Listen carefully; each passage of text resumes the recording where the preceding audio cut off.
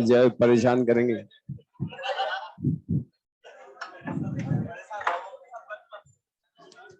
Question लिख लें। At a certain temperature and pressure, तुम्हारी आवाज आती, तुम बोल लो बस। अब देख लें। अच्छा, क्वेश्चन दिया था करने के लिए। अच्छा, उसमें दिया था 20, अच्छा पढ़ लो। 20 gram marble reacts with 20 gram HCl तो find the volume of CO2 produced. अब पढ़ लें, डिस्कशन मत करो। तो कैल्शियम कार्बोनेट HCl से रिएक्शन करता है तो CO2 प्रोड्यूस्ड कैलकुलेट करें। और इस क्वेश्चन में तुम्हें मासेस गिवन है CaCO3 और HCl के, और मासेस गिवन है तो सबसे पहले उनके मोल फाइंड करोगे, और CaCO3 का मोल फाइंड करने के लिए मास बाय मॉलिक्यूलर वेट करोगे। कैल्शियम कार्बोनेट का 100 तो number of moles given in the question CaCO3 के 0.2 मोल हो गए। अच्छा, HCl का भी मास गिवन है लेकिन मॉलिक्यूलर वेट उसका 36.5 तो number of moles will be 0.54 मोल। तो HCl के 0.54 मोल गिवन है और CaCO3 के 0.2 मोल गिवन है। अच्छा, दोनों रिएक्टेंट्स के इनिशियल मोल गिवन है तो पहले X फाइंड करोगे, और X फाइंड करने के लिए शॉर्ट ट्रिक यूज कर सकते हो, given number of moles upon stoichiometric coefficient 1। इसी तरह से HCl के given number of moles in the question, mass को मोल में चेंज करने पर अपॉन स्टोइकोमेट्रिक कोएफिशिएंट 2। तो बता X वैल्यू कितनी है उसके लिए 0.27। अच्छा, लीस्ट वैल्यू किसके लिए आई? कैल्शियम कार्बोनेट, और जिसके लिए लीस्ट वैल्यू आई वही लिमिटिंग रिएजेंट। तो calcium carbonate is limiting reagent, और लिमिटिंग रिएजेंट आ गए तो बता मोल्स ऑफ डिजायर्ड CO2 ला सकते हो, और मोल्स ऑफ CO2 लाने के लिए X of limiting reagent 0.2 into stoichiometric coefficient of CO2 1 तो 0.2 मोल CO2। अच्छा, मोल पूछा होता तो क्वेश्चन सॉल्व, लेकिन मोल पूछा है, वॉल्यूम पूछा है।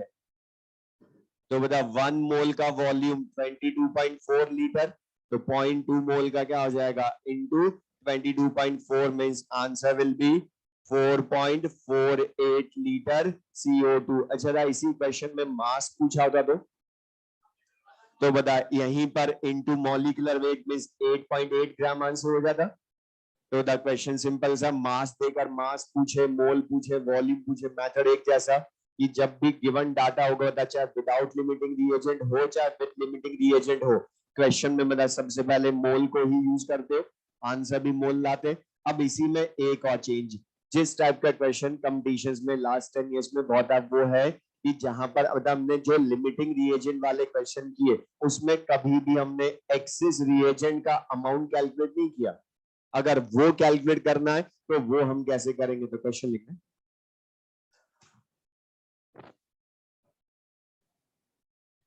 At a certain temperature and pressure, at a certain temperature and pressure, 100 milliliter nitrogen, 100 milliliter nitrogen is mixed with 700 milliliter hydrogen, is mixed with 700 milliliter hydrogen. Find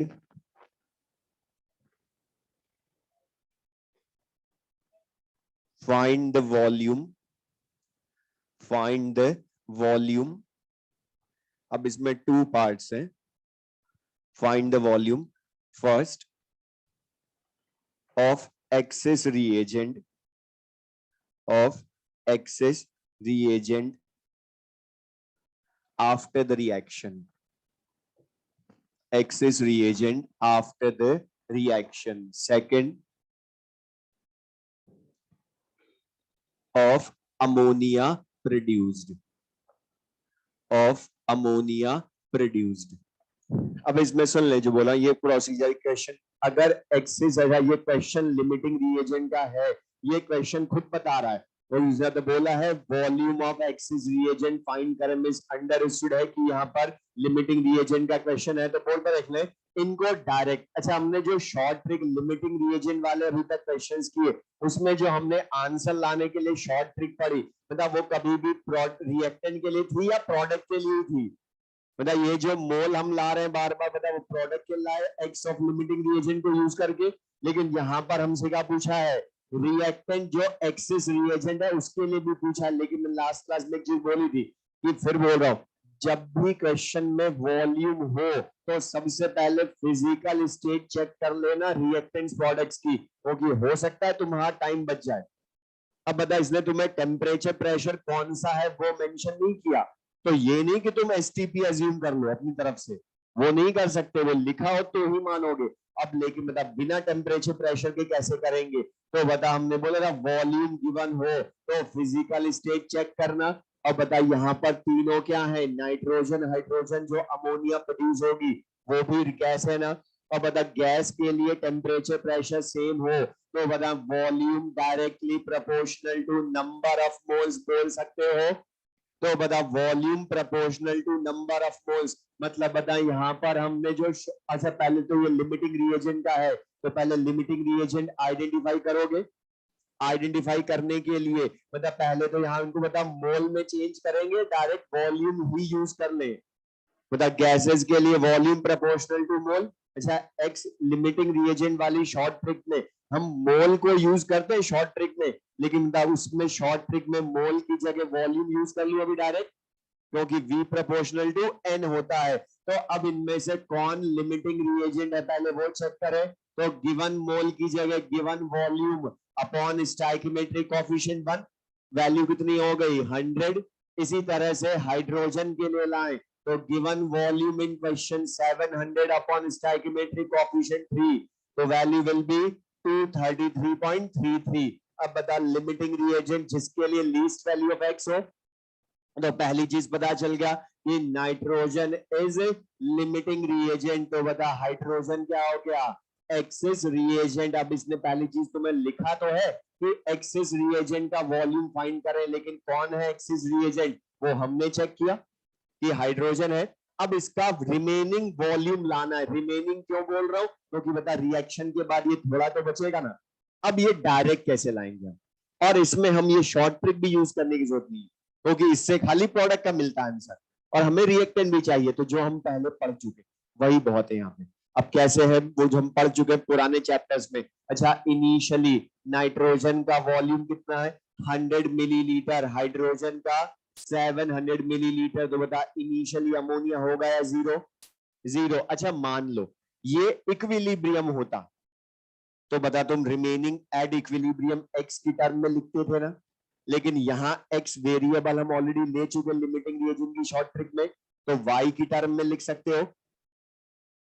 बोलो मतलब, लेकिन बैलेंस्ड इक्वेशन के coefficient भी काम आते हैं उनमें साथ में। अच्छा बता 100 मिलीलीटर इनिशियली था, उसमें से आफ्टर रिएक्शन ये कितना बचेगा अगर मैं इक्विलिब्रियम मानूं? उसका रीजन बताऊंगा इक्विलिब्रियम क्यों बोल रहा हूं मैं। अच्छा इक्विलिब्रियम मानूं तो बता यहां पर 100 में से अगर 22 मिलीलीटर रिएक्शन कर लेती नाइट्रोजन तो बता बचेगी कितनी? बोलो 100 में से वाई रिएक्शन कर लेगी तो कितना बचेगी? 100 माइनस वाई मिलीलीटर बचेगी ना। बोलो अच्छा नाइट्रोजन कितना बचेगी? 700 माइनस वाई या 3y? 3y बिकॉज 1 करता है 3 से तो y 3y से करेगा ना। तो बता अमोनिया कितना प्रोड्यूस होगी? 2 प्रोड्यूस होता है तो 2y मिलीलीटर। अब बता अगर तुम्हें y की वैल्यू मिल जाए तो कितना एक्सिस रिएजेंट बचेगा वो आंसर आ जाएगा, और साथ में अमोनिया कितना प्रोड्यूस होगी वो भी साथ में आ जाएगा। मतलब हमें अलग से लाने की जरूरत ही नहीं है प्रोडक्ट को। अब कैसे लाएं? अच्छा बताओ तुमने लिमिटिंग रिएजेंट किसको बोला? नाइट्रोजन। अच्छा लिमिटिंग रिएजेंट का मतलब आफ्टर रिएक्शन ये बचेगा या जीरो? मतलब बता आफ्टर रिएक्शन ये 100 माइनस वाई की वैल्यू होगी या जीरो? तो बता जो हमने 100 माइनस वाई माना एट इक्विलिब्रियम अगर होता तो बता ये बचेगा या जीरो? जीरो। क्यों? क्योंकि इसी को जीरो क्यों करा? बिकॉज ये तो लिमिटिंग रिएजेंट है, इसलिए इसका रिमेनिंग अमाउंट जीरो। तो Y value will be 100 millilitre. और बता वाई की वैल्यू आ गई तो ये तो जीरो हो गया। वाई 300 तो कितना आंसर हो गया? 400 मिलीलीटर हाइड्रोजन। और अमोनिया कितना प्रोड्यूस हुई वो भी डायरेक्ट आंसर आ गया, 200 मिलीलीटर अमोनिया। तो क्वेश्चन सॉल्व। अब बता ये तो ऑलरेडी हमने अब हम जो हमने बोला पुराने चैप्टर्स इसको सबसे लास्ट में क्यों पढ़ रहे मोल कंसेप्ट को, ये जो पढ़ चुके वही हमारे क्वेश्चन जल्दी करवाएंगे। अब बता जब सुनना ध्यान से, हम बोलो जब भी एक्सिस रिएजेंट का क्वेश्चन हो, ध्यान सुन ले, जब भी एक्सिस रिएजेंट का अमाउंट पूछ रहा हो, अभी मैं चेंज बताऊंगा इस क्वेश्चन में, तो बस तुम्हें करना क्या, जो तुम एट इक्विलिब्रियम एक्स की टर्म में लिखते थे उसकी जगह वाई की टर्म में लिख लेना, और जो लिमिटिंग रिएजेंट होगा उसका अमाउंट जीरो तो वाई की वैल्यू आ जाएगी, और बताओ उसको पुट करोगे तो डायरेक्ट आंसर आएगा ना, एक्सिस रिएजेंट कितना बचा, कितना प्रोडक्ट प्रोड्यूस हुआ वो भी आ गया। और बस ये तो हमने माना y क्यों? क्योंकि x हम ले चुके वेरिएबल, इसलिए बता y की टर्म में लिख ली।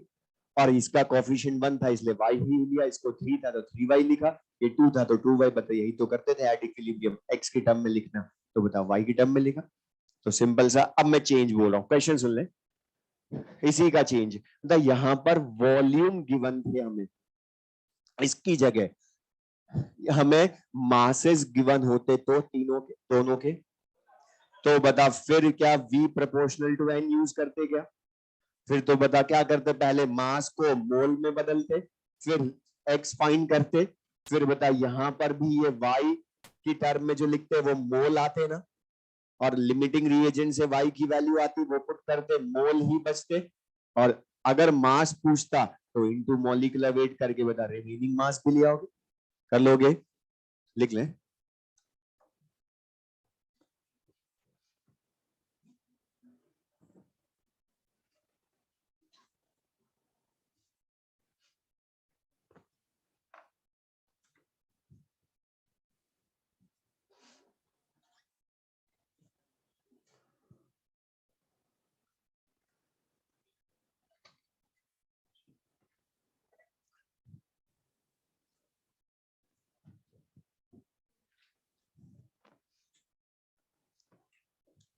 इसी में, और ये वाले क्वेश्चन जहां मैंने अभी जो बोला मास वाला क्वेश्चन, वो मास वाला क्वेश्चन भी कंपटीशन में आया था, जहां उसने रिएक्टेंट्स दोनों के इनिशियल मासेस गिवन थे और remaining mass of axis reagent पूछा था। तो बता डायरेक्ट तब भी ला सकते थे मोल की टर्म में answer locker.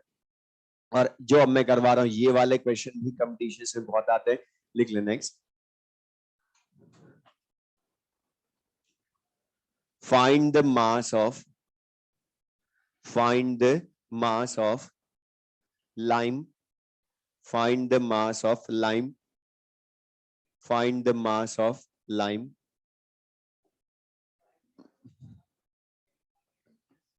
produced on decomposition of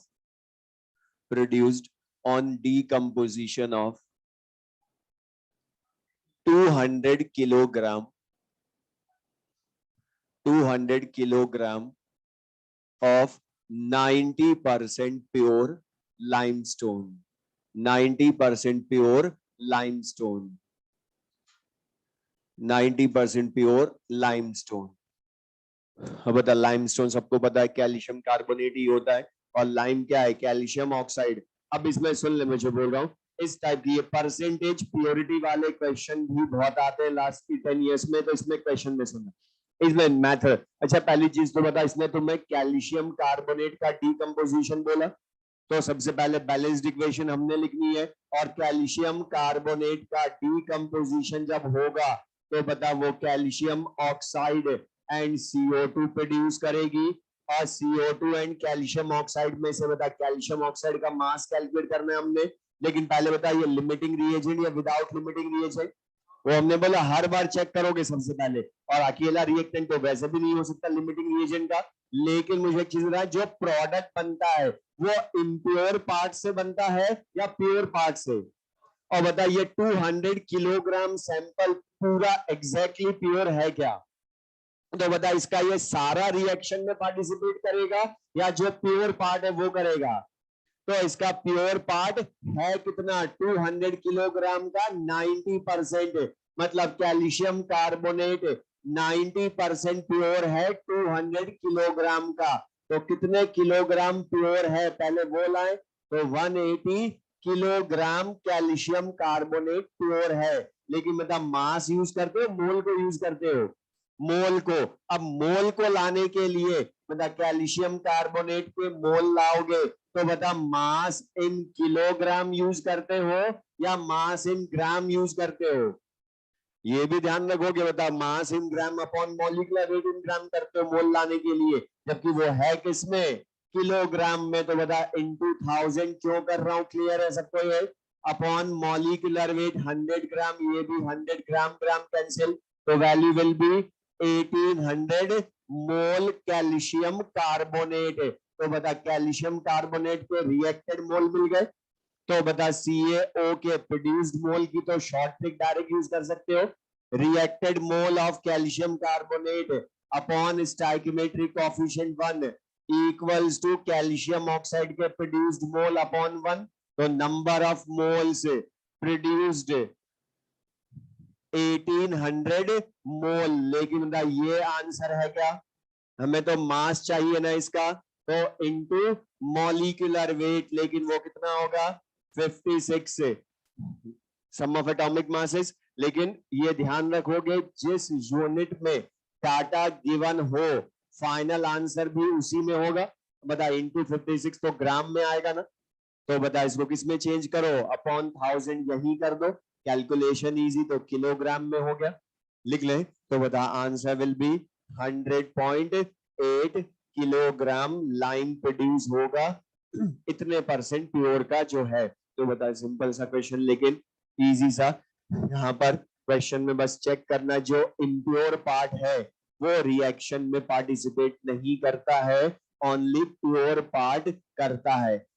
अब इसमें दो तरह के क्वेश्चन पूछता है वो, एक जिसमें अभी हमें परसेंटेज प्योरिटी क्वेश्चन में गिवन थी, कई बार इसका उल्टा करेगा, परसेंटेज प्योरिटी हमसे कैलकुलेट करवाएगा। सैंपल गिवन मास होगा, जैसे इसी क्वेश्चन को उल्टा कर देता तो वो बोलता कि कितना परसेंट प्योर है 200 किलोग्राम सैंपल ऑफ लाइमस्टोन। तो अगर प्योर पार्ट पूछेगा तब हम कैसे करेंगे, लेकिन मतलब गिवन हो तो उसमें से प्योर पार्ट फाइंड करोगे। समझ में आया सबको? और हमने प्योर पार्ट क्यों लाए? बिकॉज जो इम्प्योरिटीज होती है वो रिएक्शन में पार्टिसिपेट नहीं करती, ओनली प्योर पार्ट ही करता पार्टिसिपेट, इसलिए प्योर से प्रोड्यूस करा हमने। नेक्स्ट क्वेश्चन लेंगे। a sample of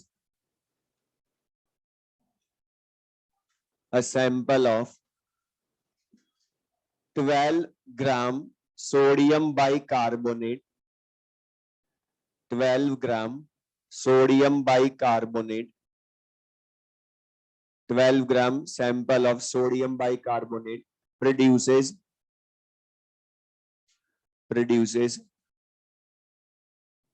3 gram CO2, produces 3 gram CO2.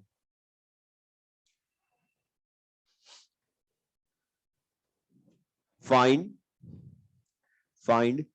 percentage purity of the sample. Find percentage purity of the sample.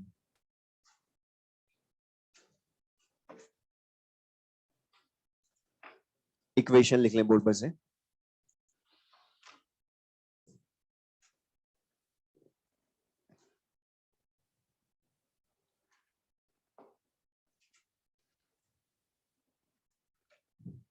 और ये वाली इक्वेशन याद भी रखना बिकॉज ये एस ब्लॉक की रिएक्शन है, वहां पे भी कॉमन है. तो सोडियम बाइकार्बोनेट से सोडियम कार्बोनेट डिकम्पोजिशन पर प्रोड्यूस होता है, H2CO3 बनती है, लेकिन H2CO3 H2O प्लस CO2 में ब्रेक हो जाता है. अब यहाँ पर इस तरह के क्वेश्चन सुन, अब इसमें कई बुक्स में नोट्स में परसेंटेज प्योरिटी का फॉर्मूला लिखा होता है, लेकिन बिना फॉर्मूले के हमने कैसे करना है, क्योंकि फॉर्मूला हमने पढ़ा नहीं अभी. तो अब मैं कैसे लाऊंगा, तो ध्यान सुनना, क्वेश्चन सुन ले. अच्छा, इस क्वेश्चन में मैं तुम्हें यहाँ क्वेश्चन में पढ़ो क्या लिखा है. 12 ग्राम सोडियम बाइकार्बोनेट से प्रोड्यूस होती है 3 ग्राम CO2. 3 ग्राम CO2 प्रोड्यूस होती है. अच्छा, मैं तुमसे क्वेश्चन ओनली ये पूछूं. अच्छा, अभी तक हमने इसके पहले इस लास्ट क्वेश्चन को छोड़ दे तो बता, हमने हमेशा जितना भी पार्ट गिवन था क्वेश्चन में उसको 100% प्योर माना था ना. हमने बता कभी उसमें बोला क्या कितनी परसेंट प्योरिटी है. जितना भी पार्ट था, मास था, सबके अकॉर्डिंग प्रोडक्ट को प्रोड्यूस करवाया. तो यहां पर ध्यान सुना, जब भी इस तरह के क्वेश्चन बिना फॉर्मूले से करने हो तुम्हें, तो जो प्रोडक्ट का उसने मास गिवन है उसी को कैलकुलेट कर लो. 12 जितना ग्राम सैंपल दे रखा है उससे. अच्छा, CO2 3 ग्राम प्रोड्यूस होती है क्वेश्चन के अकॉर्डिंग, एक्चुअल में तो प्रोड्यूस ही होती है. लेकिन अगर ये ना होती, मैं तुमसे ओनली ये पूछता डायरेक्ट, 12 ग्राम सोडियम बाइकार्बोनेट से कितने ग्राम CO2 प्रोड्यूस होगी अकॉर्डिंग टू दिस इक्वेशन. तो बता, ला सकते हो क्या? तो बता वो लाओ, फिर हम बताऊंगा कैसे करना है. अच्छा, 12 ग्राम सोडियम बाइकार्बोनेट है, लेकिन अभी मैंने बोला इस 12 ग्राम से कितना CO2 प्रोड्यूस होगी, मतलब मैं इसको 100% प्योर मान रहा हूं.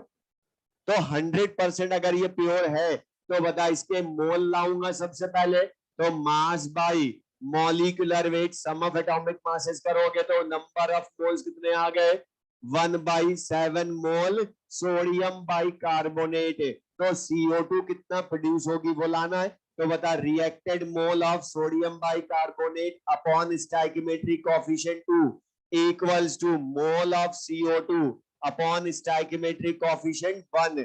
तो बता, CO2 के कितने मोल प्रोड्यूस हुए, वो मिल गए 1/14 मोल CO2. लेकिन बता, मैं तुमसे बोलूं मास कितना प्रोड्यूस हुआ, तो ला सकते हो. तो बता, इनटू मॉलिक्यूलर वेट का दो CO2 का, तो 3.14 ग्राम CO2. अब मुझे बता, ये जो 3.14 ग्राम CO2 मिली हमें, ये कब मिली, जब हमने 12 ग्राम पूरा यूज करा क्वेश्चन में. और बता, 12 ग्राम पूरा यूज करना मतलब क्या है, हमने इसको 100% प्योर माना ना. बोलो. तो बता, 3.14 ग्राम CO2 प्रोड्यूस होती है अगर ये sample of sodium bicarbonate 100% pure होता. बोलो, अगर 100% प्योर सैंपल है तो ये 3.14 ग्राम CO2 मिलेगी, क्योंकि बता 12 ग्राम पूरे के मोल से हमने प्रोड्यूस करी ना CO2. अब पूरा मोल को लिया मतलब हमने 100% प्योर माना. बोलो. तो बता, 3.14 ग्राम CO2 प्रोड्यूस होती है अगर 100% प्योर सैंपल होता. लेकिन बता, एक्चुअल में 3.14 हुई या 3 ग्राम ही हुई, मतलब इससे ज्यादा हुई या कम हुई. और बता, कम होना क्या शो कर रहा है, कि ये 100% प्योर है या नहीं है, तो वही हमें लाना है। तो बता 3.14 ग्राम CO2 मिलती अगर ये सैंपल 100% प्योर होता। तो बता अगर 1 ग्राम CO2 मिलती तो ये 100% प्योर होता या 100/3.14% प्योर होता। हेलो, अब यहां पर लेकिन द एक्चुअल में प्रोड्यूस हुई कितनी 3 ग्राम, तो 100/3.14 इंटू 3, तो आंसर विल बी 95.5% या 4% अप्रोक्स। तो बता 95.5% प्योर सैंपल है। अब इसको मैं बता उल्टा जैसे जो हमने पहले वाला किया, वहां परसेंटेज प्योरिटी गिवन थी, इसलिए बता डायरेक्ट मास ले आए थे ना, प्योर कितना था। यहाँ हमसे पूछा है कितना परसेंट प्योर है, तो सिंपल सा एक चीज बोल रहा हूँ, सुन ले पहले क्वेश्चन पूरा। इस तरह का प्रोसीजर बोल रहा हूँ, जब भी तुम्हारा क्वेश्चन हो परसेंटेज प्योरिटी का, तो जिसका मास गिवन हो प्रोडक्ट का हमेशा देगा वो एक का, तो जिस प्रोडक्ट का mass given in the question हो उसी को थ्योरेटिकली 100% प्योर अज्यूम करके कैलकुलेट कर लो। देन अब ये जो है इसी लास्ट स्टेप को कई बुक्स में फॉर्मूले में कन्वर्ट कर दिया होता है। तो कैसे करा, अच्छा ये जो परसेंट 95.5% है, बता इसको मैं परसेंटेज प्योरिटी बोल सकता हूं ना, परसेंटेज प्योरिटी बोल सकते हो। 95.5% क्या है परसेंटेज प्योरिटी इक्वल्स टू, अच्छा ये 3 क्या है एक्चुअल यील्ड ऑफ प्रोडक्ट जो गिवन इन द क्वेश्चन है। बोलो, एक्चुअल यील्ड तो मिला तो 3 ग्राम था ना, तो हमने 100% माना तब 3.14 मिला। तो बताइए क्या है actual yield given in the question जिस भी प्रोडक्ट का है, और यील्ड तो बता रिएक्टेंट का होता है प्रोडक्ट का होता है, यील्ड मतलब प्रोडक्शन। और बताइए क्या है actual yield given in the question upon ये 3.14 थियोरिटिकली 100% प्योर माना तब जाकर मिला ना, तो actual yield upon theoretical yield. और परसेंटेज जब भी लाते हो कहीं भी तो बता लास्ट में उनके रेशियो को इंटू 100 भी करते हो ना, तो 100 है ना इसमें, तो 3/3.14 इंटू 100, तो द परसेंटेज प्योरिटी हो गई। और एक्चुअल यील्ड का मतलब क्या लिख ले, एक्चुअल यील्ड का मतलब क्या हो गया, जो गिवन इन क्वेश्चन होगा उसी की वैल्यू कैलकुलेट करना। तो गिवन इन क्वेश्चन और थियोरेटिकल हम लाए जैसे अभी तक ला रहे थे पहले वाले क्वेश्चंस में जैसे लाए, मतलब जिस भी प्रोडक्ट का, जैसे मैं दूसरा क्वेश्चन बोलूं सुन ले जो कंपटीशन का था, तो मुझे इससे और क्लियर होगा। ये क्वेश्चन सुन ले, उसने बोला था 20 gram magnesium carbonate, 20 gram magnesium carbonate on decomposition produces 8 gram magnesium oxide. तो बता 8 ग्राम मैग्नीशियम ऑक्साइड प्रोडक्ट का प्रोड्यूस हुआ ना, तो बता वो actual yield given in question होगा 8 ग्राम। अच्छा मैग्नीशियम ऑक्साइड 100% प्योर मान लो 20 ग्राम मैग्नीशियम कार्बोनेट को, तो कितना प्रोड्यूस होगी वो ला सकते हो, तो सिंपल इस फॉर्मूले में रख दो, थियोरेटिकल यील्ड वो हो गया इंटू 100 कर दोगे, परसेंटेज प्योरिटी डायरेक्ट ला सकते हो। ये तो खाली समझाने के लिए था, बाकी बता डायरेक्ट यूज करो फॉर्मूले को, लिख लें।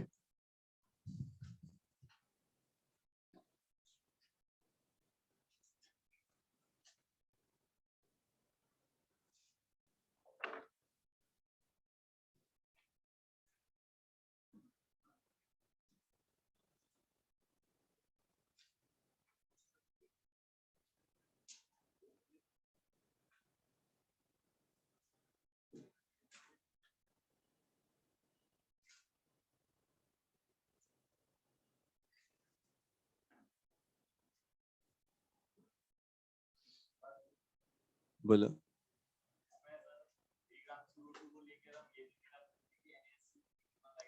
हाँ वो भी कर सकते हो, वो भी कर सकते हो। तो ये क्लियर सबको, तो स्टाइकोमेट्री के जितने भी तरह के चेंजेस हो सकते हैं लास्ट क्लास में आज जो करे क्वेश्चन का सबको क्लियर है। और एग्जाम में तुम देखना सेकंड एक्सरसाइज में से, इस चैप्टर में से बहुत ज्यादा हमने कुछ नहीं करना है, तो हम सेकंड एक्सरसाइज देखना, समझ में आ जाएगा कि रिपीट होते एक ही टाइप के क्वेश्चन, तो तुम्हें अपने आप आइडिया लग जाएगा कि क्वेश्चन आते कैसे होगी, बहुत ज्यादा डिटेल में नहीं आता, जो हमने पढ़ा अभी तक उसी में से आएंगे 99.99%, तो और जो थोड़ा बचा वो अब आएगा। देख लो परसेंटेज, नेक्स्ट टॉपिक लिख लें, percentage by mass of an element in a compound. अब ये छोटे छोटे टॉपिक्स हैं जिनके क्वेश्चन आते हैं कंपटीशन में। Percentage by mass of an element in a compound, या इसी को एनसीईआरटी में शॉर्ट में लिखा होगा परसेंटेज कॉम्पोजिशन। अब percentage by mass of an element in a compound, इसका डेफिनेशन ध्यान रखना, उसी को यूज करके हम इसका फॉर्मूला बनाएंगे। तो लिख लें, it represents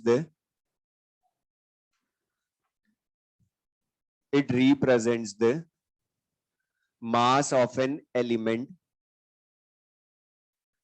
it represents the mass of an element in bracket in gram, it represents the mass of an element in bracket in gram, after bracket present in 100 gram of the compound, present in 100 gram of the compound, present in 100 gram of the compound।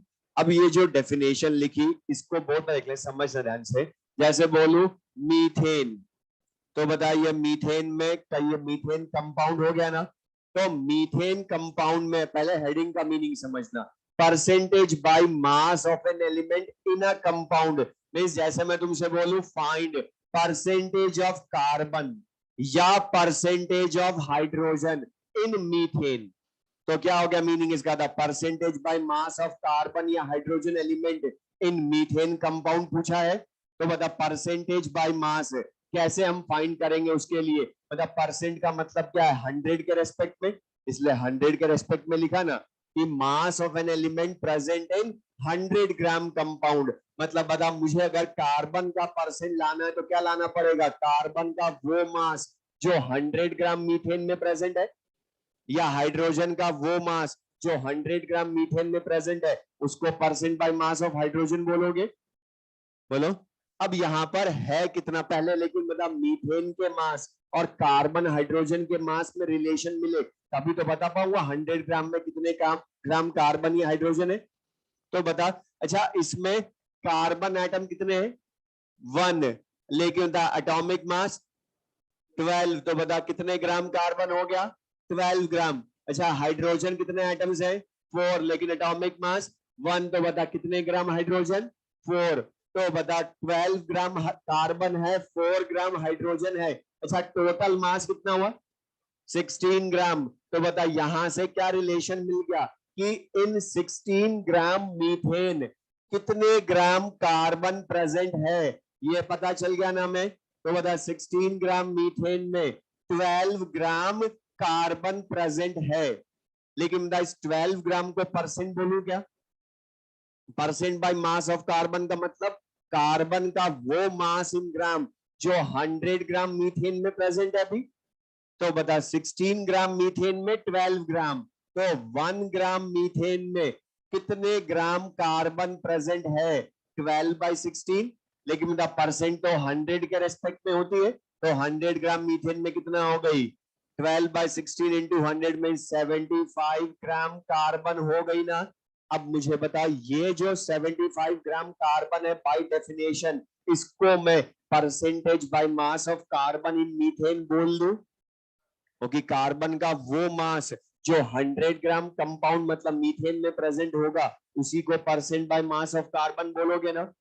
तो बता ये जो है ये 100 ग्राम methane में ही तो है ना, तो इन 100 ग्राम मीथेन कितने ग्राम कार्बन उसी को percent by mass of carbon बोलोगे। तो बता percentage by mass of carbon ला सकते हो।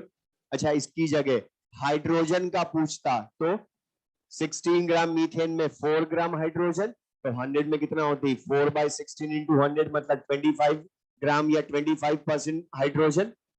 अब यहां पर क्वेश्चन में ये तो हमने डेफिनेशन से बताया पूरा सॉल्व करके, लेकिन ऑब्जेक्टिव में हमने टाइम सेव करना है, तो जैसे पर लास्ट स्टेप तो वहां परसेंटेज पीओटी के फॉर्मूले में कन्वर्ट करा, सेम वैसे यहां भी हम इस लास्ट स्टेप को ही फॉर्मूले में कन्वर्ट कर दे तो कैसे करेंगे? तो ध्यान सुन, जनरलाइज फॉर्मूला किसी भी कंपाउंड में किसी एलिमेंट का, अच्छा ये परसेंट कार्बन क्या है जनरल बोलूं तो परसेंटेज ऑफ एलिमेंट है नहीं है, तो इसको इन शॉर्ट बोलूं तो क्या बोलोगे? Percentage of element. और एक चीज ध्यान रखना, अगर ओनली परसेंट लिखा हो, ये ना बोले परसेंट बाय मास, तो भी इसको क्या मानोगे? परसेंट बाय मास ही, जब तक कि वो खुद ना बोल दे कि ये कोई और है। तो परसेंट एलिमेंट इक्वल्स टू, अच्छा ये 75 लाई कैसे? 12/16।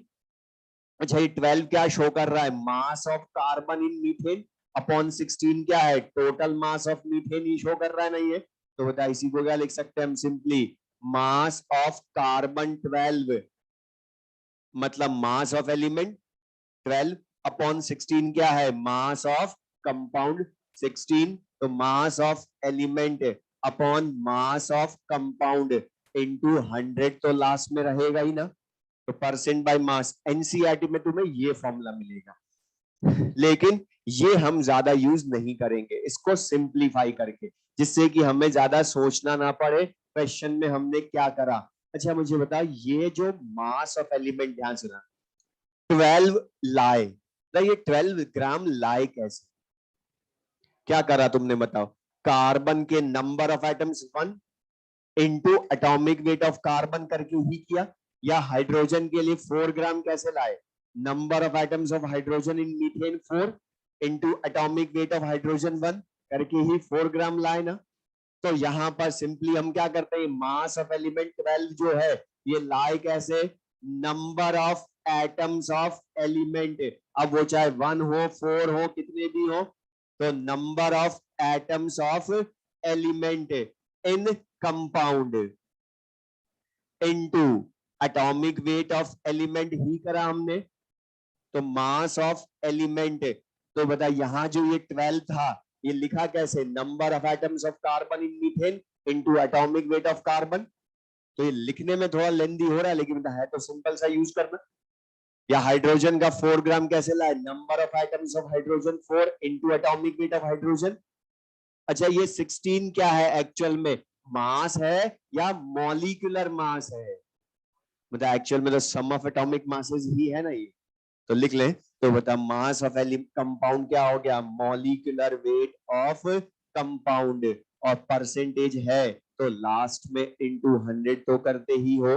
तो सिंपल सा ये फॉर्मूला जो सेकंड वाला है ये हम ज्यादा यूज करते हैं परसेंटेज कॉम्पोजिशन का क्वेश्चन जब हो।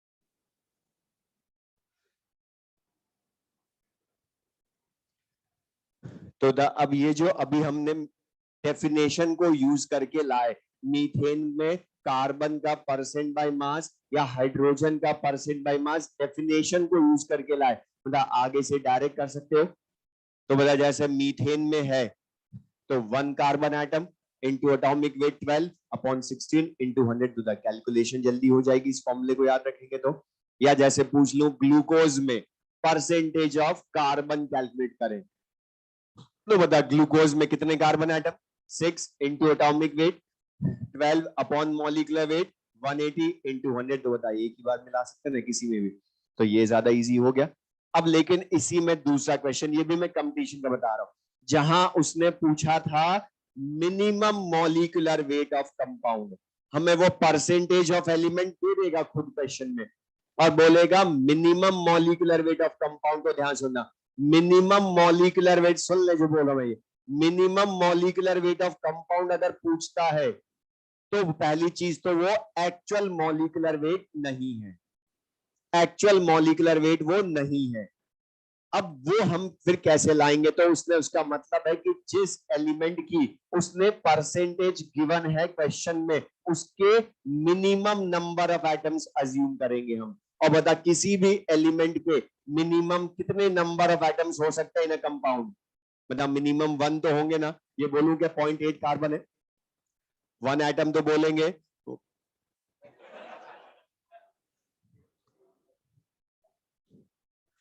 और तुम वही लिख के आना 0.8 जो बोला तुमने, ठीक है। अब यहाँ पर बता मिनिमम नंबर ऑफ एटम्स कितने बोलोगे? 1।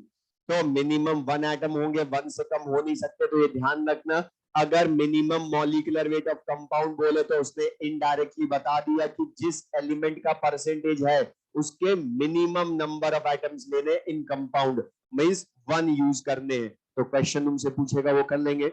ये लिख लिया। तो यहाँ पर percentage composition in a compound पूछेगा, तो हम अप्लाई कर सकते हैं क्वेश्चन में उसको।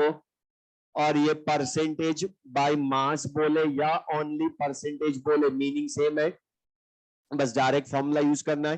Percentage by mass of an element, हमें वो कई बार, अब इसमें से क्वेश्चन में वो हमें मॉलिक्यूलर वेट ऑफ कंपाउंड खुद दे देगा, परसेंटेज दे देगा, लेकिन फॉर्मूला नहीं बताएगा कंपाउंड कौन सा है। जैसे अभी तुम्हें पता है मीथेन का फॉर्मूला CH4 होता है, या ग्लूकोज का हमने बोला C6H12O6, लेकिन वो अननोन कंपाउंड कर देगा।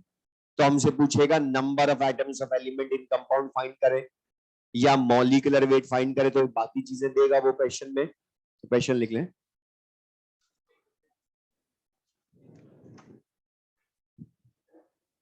इन a complex compound, in a complex compound, in a complex compound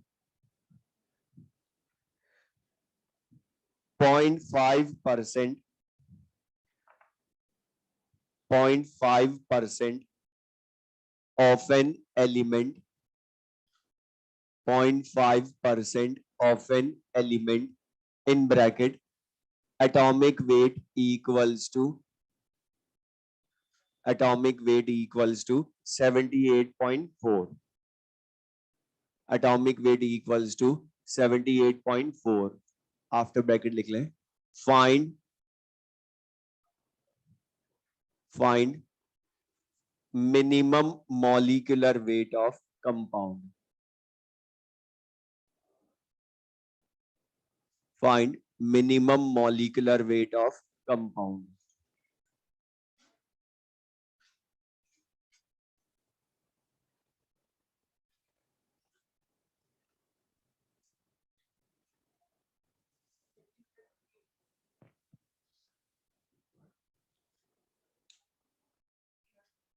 calculation देखो एक बार वापस से, सही है बट उसमें गड़बड़ कर ली।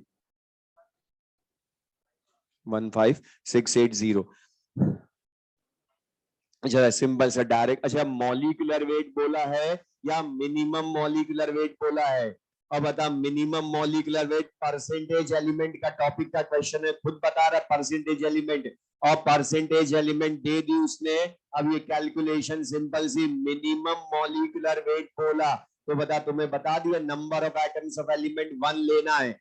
एटॉमिक वेट खुद ने दे दिया 78.4 इंटू 100 तो रहेगा ही सही, अपॉन मिनिमम मॉलिक्यूलर वेट बोला है। तो बता मिनिमम मॉलिक्यूलर वेट की वैल्यू यहां से कैलकुलेशन करेक्टली करोगे तो answer 15680।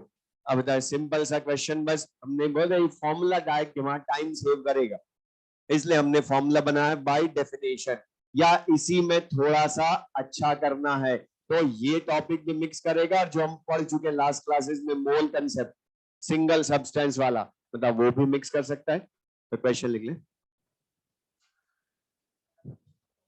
In a compound,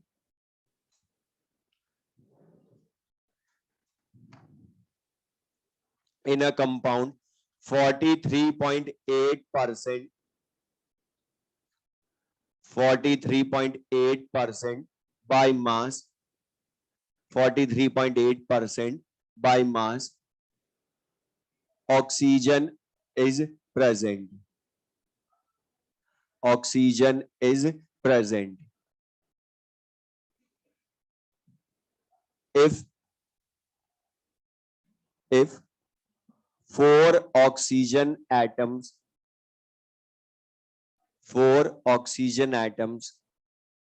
per molecule of this compound are present. 4 oxygen atoms per molecule of this compound are present. Then find number of molecules present in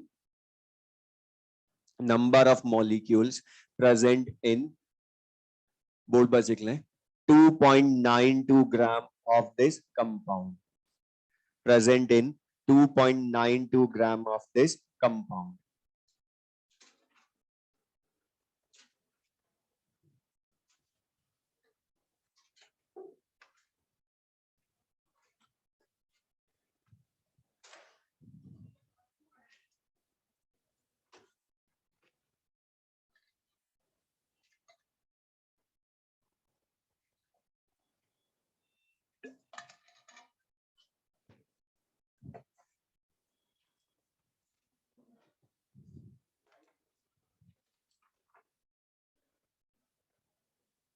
correct.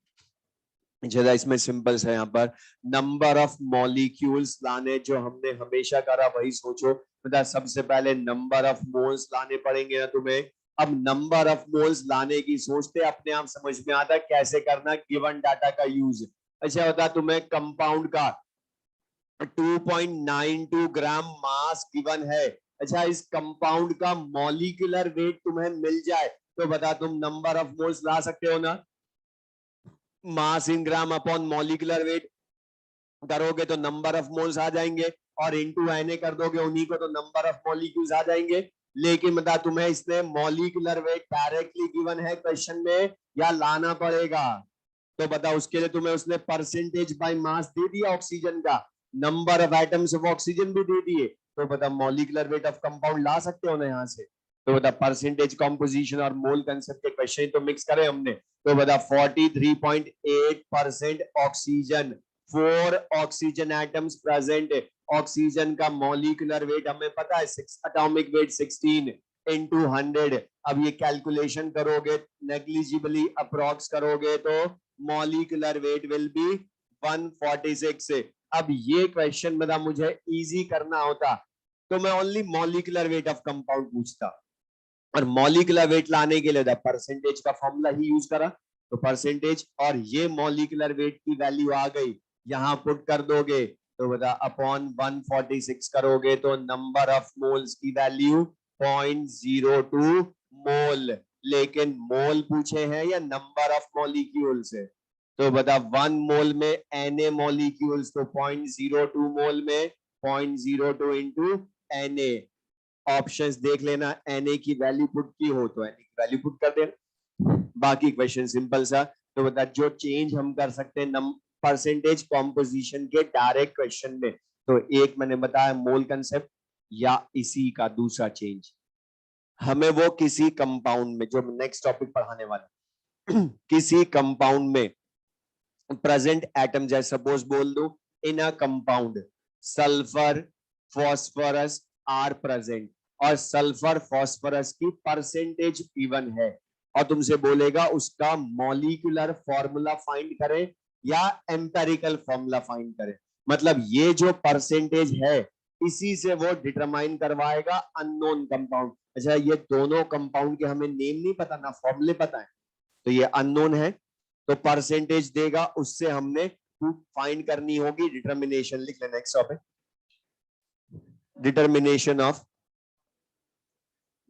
Determination खड़ा बुला लो उनको। Determination of empirical लिख heading determination of empirical and molecular. Counter वाला बुलाना उसको मत बुला लिखो determination of molecular and empirical formula of a compound. Determination of molecular and empirical formula of a compound. Determination of molecular and empirical formula of a compound. अच्छा था, ये जो मॉलिक्यूलर फॉर्मूला होता है किसी भी कंपाउंड का, वो उसका एक्चुअल फॉर्मूला होता है, सिंपलेस्ट फॉर्मूला? मैंने क्या पूछा? Actual formula. ये एसी सही कर दो, बहुत गर्मी हो रही, टेम्परेचर सही कर दो। अच्छा लिख लो, वो कर रहे हैं काम, अपना पढ़ाई करो। लिख ले मॉलिक्यूलर फॉर्मूला।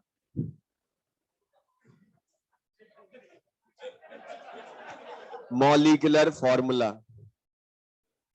सुधर जाओ तो फिर मैं कुछ बोलना नहीं चाहता, लिख लो मॉलिक्यूलर फॉर्मूला। लिख ले मॉलिक्यूलर फॉर्मूला, इसमें लिख ले it represents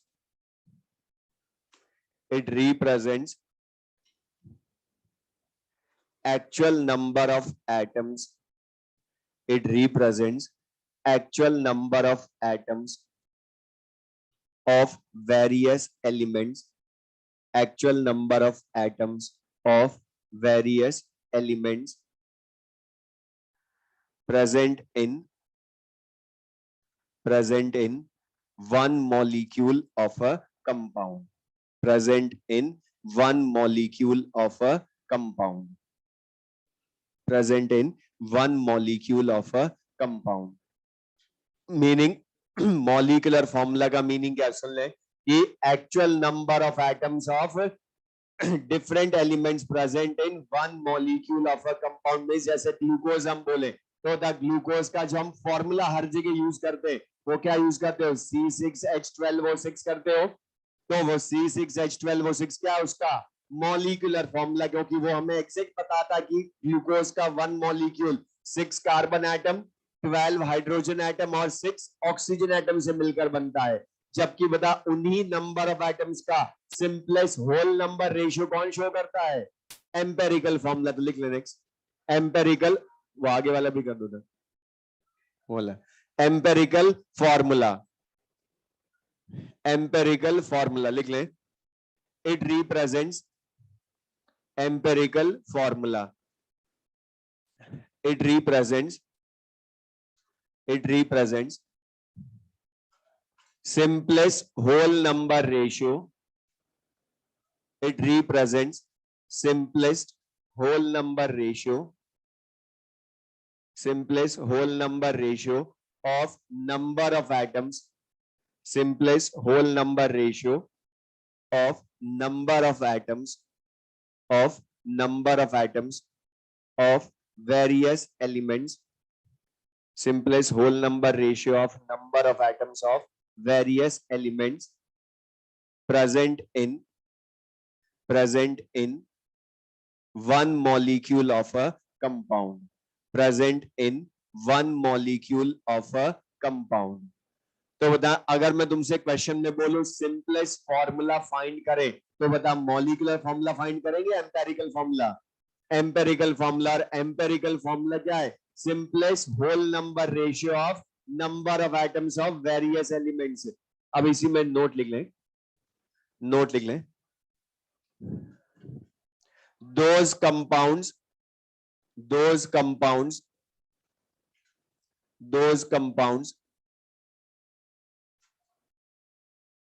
have same empirical formula, also have same percentage by mass, of each element. Same percentage by mass of each element. अब मैं जो लिख रहा हूँ लिख लेना, बट पहले मुझे बता दो। तो बता ग्लूकोज का फॉर्मूला क्या होता है?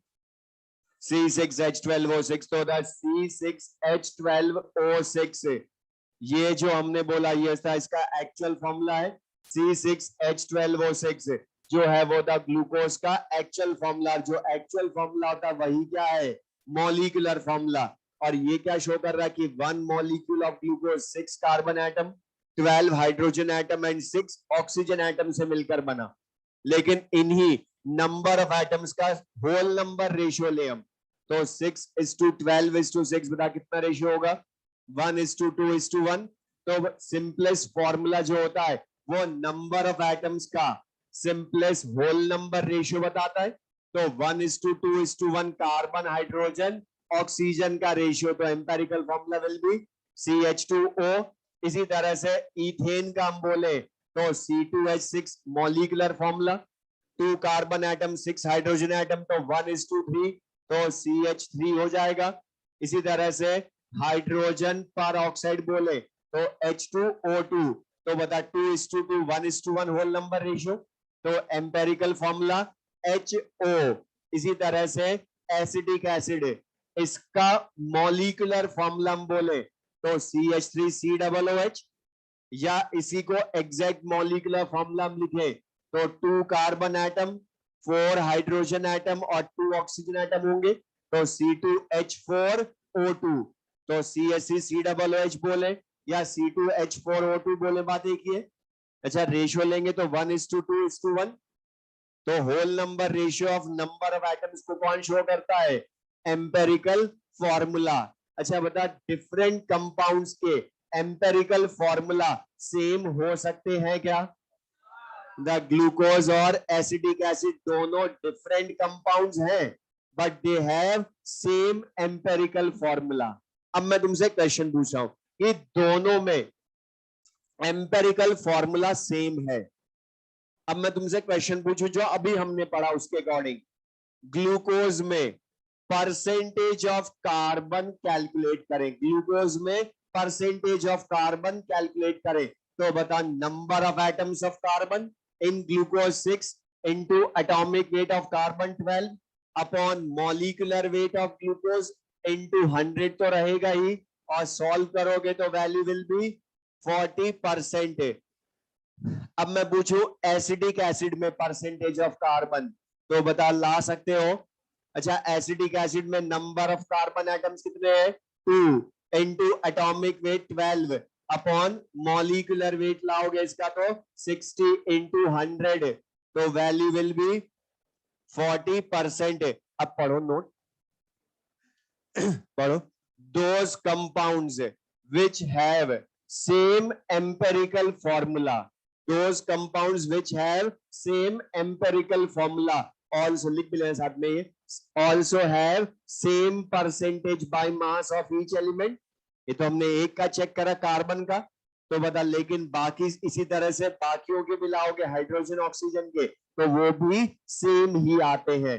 तो बता इसका सबसे इजी क्वेश्चन जो मैं बोल रहा हूं वो तुम्हें खुद क्वेश्चन में कंपाउंड बताएगा और पूछेगा इसका एम्पेरिकल फॉर्मूला बताएं, या दूसरा क्वेश्चन इस नोट पर बेस्ड कि वो तुम्हें बोल देगा ग्लूकोज में जो percentage by mass of carbon है वो इन चारों में से कौन से कंपाउंड में है। अब अगर बता तुम्हें ये नोट याद है तो तुम्हें खाली क्या ढूंढना है कि ग्लूकोज का जो एम्पेरिकल फॉर्मूला है वो इन चारों में से किसका है, वरना तुम्हें एक एक ऑप्शन में परसेंटेज ऑफ कार्बन लानी पड़ेगी वैल्यू फिर, तो वो बहुत लेंदी हो जाएगा फिर क्वेश्चन, जबकि बता डायरेक्ट एम्पेरिकल फॉर्मूला चेक करना इजी है।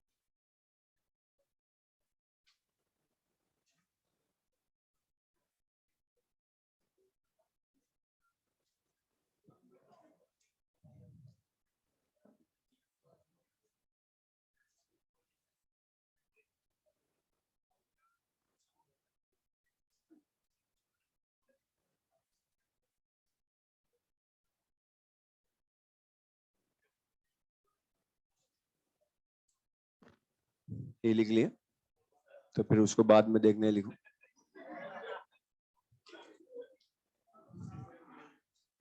अब इसमें देख लें, जिन्होंने लिख लिया भी लिख लो, फिर मैं समझा रहा हूँ इसको।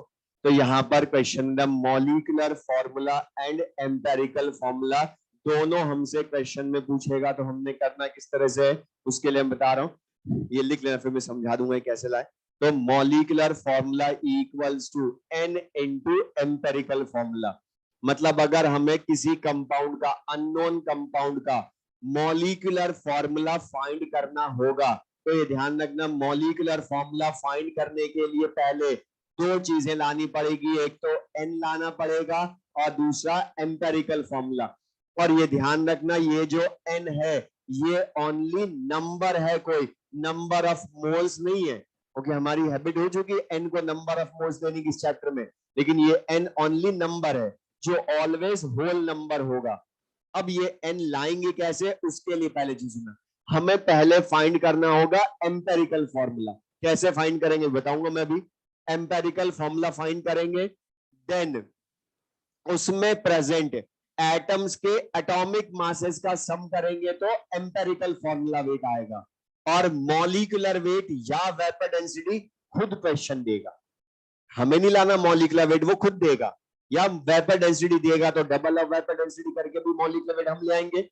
एम्पेरिकल फॉर्मूला लाएंगे तो उसमें प्रेजेंट एटम्स के एटॉमिक मासेस का सम, एम्पेरिकल फॉर्मूला वेट n लाएंगे। लेकिन ये जो n वैल्यू है, अगर ये होल नंबर ना आ रही हो तो नियरेस्ट होल नंबर में कन्वर्ट करोगे, देन उस एम्पेरिकल फॉर्मूला से n को मल्टीप्लाई करोगे, आंसर आएगा। अब ये लाए कहां से, तो ये जो हमने सारा मॉलिक्यूलर एम्पेरिकल फॉर्मूला लिखा, इसका रिलेशन है वो चेक करें हम। मतलब एम्पेरिकल फॉर्मूला वेट, पहले तो वही समझ लो, एम्पेरिकल फॉर्मूला वेट भी होता एटॉमिक मासेस का सम ही है, लेकिन उसको मॉलिक्यूलर वेट नहीं बोल सकता मैं। क्यों? क्योंकि मॉलिक्यूलर वेट तो एक्चुअल मॉलिक्यूलर फॉर्मूला में प्रेजेंट एटम्स के एटॉमिक मासेस का सम होता है। तो बता, इसका ग्लूकोज के लिए जैसे ये मैं समझाऊं, तो ग्लूकोज का मॉलिक्यूलर वेट 180, CH2O 12 प्लस दोनों हाइड्रोजन का 2, ऑक्सीजन का 16, 30 आएगा। Empirical formula wait 30, molecular weight 180, 180 by 30, n 6 आ गया, 6 इंटू CH2O करो, C6H12 वो 6 आए। तो ये सबका कंक्लूजन है, ये कोई डेरिवेशन से नहीं आया, यूज ये सब करते आ रहे हैं, लेकिन लाए कहां से, यहां से जो रिलेशन दिख रहा है उसी को बनाए। अब लेकिन ये एम्पेरिकल फॉर्मूला लाएंगे कैसे, तो इसकी डेफिनेशन ध्यान रखना, क्योंकि इसका जो सबसे छोटा क्वेश्चन होगा वो इसका सबसे अच्छा होगा, जो इसकी डेफिनेशन पर बेस्ड होगा। पढ़ो क्या लिखा है, empirical formula represents simplest whole number ratio, मतलब जो नंबर ऑफ एटम्स है उनका whole number ratio empirical formula होता है। अब क्वेश्चन लिखना जिससे क्लियर हो जाएगा इसको यूज कैसे करना है। In a compound, in a compound 40% carbon, in a compound 40% carbon, board पर लिख लें, 6.67% hydrogen, 6.67% hydrogen and 53.33% oxygen are present. 40% carbon, 6.67% hydrogen and 53.33% oxygen are present. If vapor density, वो विंडो बंद कर दो, 10 धुआं आएगा, लिख लो, if vapor density of this compound is, if vapor density of this compound is 60, if vapor density of this compound is 60, find empirical formula of compound, find, sorry, molecular formula of compound, find molecular formula of compound. अब इसमें सुन ले मैं जो बोल रहा हूँ procedure, अब ये बहुत छोटे छोटे क्वेश्चंस होंगे, बस तुम्हें करना क्या, अब ये रटा हुआ है बहुत सारों को कि जब भी परसेंटेज गिवन होती है तो सबसे पहले परसेंटेज को एटॉमिक वेट से डिवाइड करते हैं, ये याद मत करना वरना मैं रॉन्ग करवा दूंगा कोई। इसमें सुनना, वो करते क्यों है वो रीजन हमें पता। तो पहली चीज अभी मैंने बोलता एम्पेरिकल फॉर्मूला लाएंगे तो मॉलिक्यूलर फॉर्मूला ला सकते, मतलब एम्पेरिकल फॉर्मूला मिलेगा तो ही तो एन आएगा ना, और एन आएगा तभी दोनों को मल्टीप्लाई करोगे तो मॉलिक्यूलर फॉर्मूला आएगा। अब ये एम्पेरिकल फॉर्मूला लाने की सबसे पहली स्टेप होती है number of moles of atoms लाना। क्यों? क्योंकि बता मोल्स लाओगे एटम्स के तभी तो नंबर ऑफ एटम्स का सिंपलेस्ट रेशियो ले पाओगे ना। मोल कंसेप्ट में जो करा बता नंबर ऑफ एटम्स लाऊंगा तभी तो उनका सिंपलेस्ट रेशियो लूंगा तो एम्पेरिकल फॉर्मूला मिलेगा ना मुझे। तो पहली स्टेप होती है number of moles of atoms लाना, ना कि परसेंटेज अपॉन एटॉमिक वेट करना। परसेंटेज अपॉन एटॉमिक वेट करना कोई फर्स्ट स्टेप नहीं होती है, क्योंकि जो आजकल कंपटीशन में क्वेश्चन आते हैं उसमें परसेंटेज देती नहीं है, फिर तो वो स्टेप तो रॉन्ग हो जाएगी। परसेंटेज अपन एटॉमिक वेट। अच्छा बता नंबर ऑफ एटम्स का रेशियो लेना है तो मोल लाने पड़ेंगे ना। अच्छा हमने मोल में कोई फॉर्मूला पढ़ा कि परसेंटेज अपन एटॉमिक वेट से मोल आते हैं? नहीं पढ़ा। तो बता वो है क्या अभी यहाँ पर, ये क्यों करते थे वो भी बता रहा हूं, यही लाने के लिए। क्योंकि बताइए परसेंटेज हमने आज पढ़ा, बताइए percentage of carbon hydrogen oxygen in actual percentage है या परसेंट बाय मास है? मतलब ये 100 ग्राम कंपाउंड में क्या बता रहा है, 100 ग्राम कंपाउंड में 40 gram carbon, 6.67 gram hydrogen and 53.33 gram oxygen are present, ये बता रहा है ना। तो बताइए एक्चुअल में तो क्या है, 100 ग्राम कंपाउंड के रेस्पेक्ट में मास ऑफ एलिमेंट हुए ना ये। तो मास पता है तो बता एटम के मोल लाने के लिए क्या करते हो, मास अपॉन एटॉमिक मास करते हो ना। तो पहली स्टेप है नंबर ऑफ मोल्स लाना। और तीनों के मास पता है 40 upon atomic weight, 6.67 upon atomic weight of hydrogen, 53.33 upon atomic weight oxygen का। तो बता सबसे पहली स्टेप है मोल्स ऑफ एटम्स लाना। क्यों? क्योंकि कई बार वो क्वेश्चन का चीज बता रहा हूं, वो डायरेक्ट ही एलिमेंट्स के एक्चुअल मासेस दे देगा कंपाउंड में। तो बता मास दे तब भी मोल तो ला सकते हो ना, तो परसेंटेज जरूर ना हमेशा दे। तो पहली स्टेप है number of moles of atoms लाना, इसलिए वो करते थे और परसेंटेज भी मास ही मानकर करते थे। तो बताइए ये चीज क्लियर सबको है।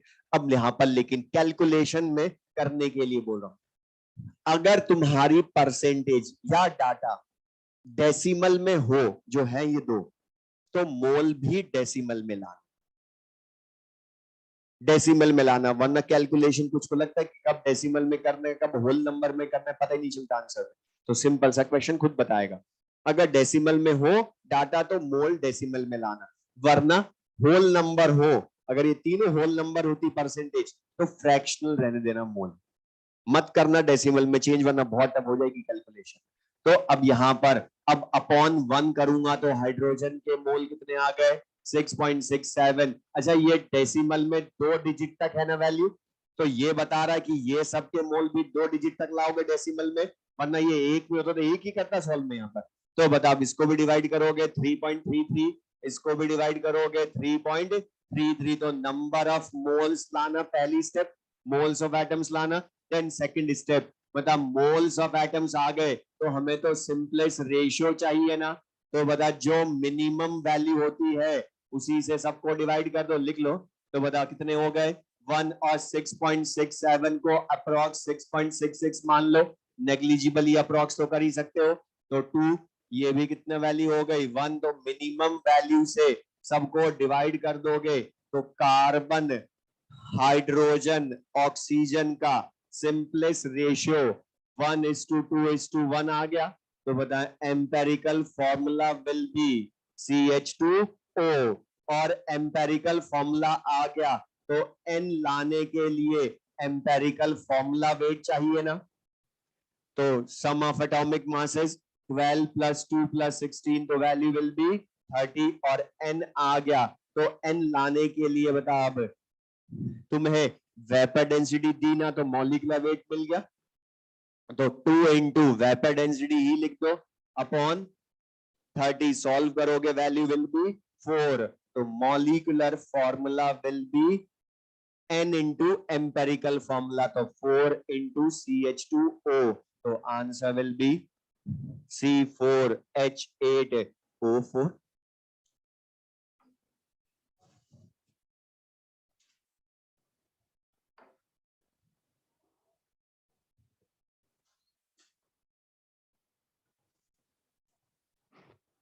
और ये जो क्वेश्चन है ध्यान रखना, ऑब्जेक्टिव में अगर ये वाला क्वेश्चन होता, सुन रुक जाइए फिर मुझे बोल रहा हूं, एग्जाम में मुझे अगर ये क्वेश्चन अच्छा करना होता जो मैंने अभी किया, इस क्वेश्चन में मैं अच्छा करना होता तो ओनली एम्पेरिकल फॉर्मूला तक पूछता, बस मॉलिक्यूलर फॉर्मूला जो ये इतना सारा है वो मैं पूछता ही नहीं।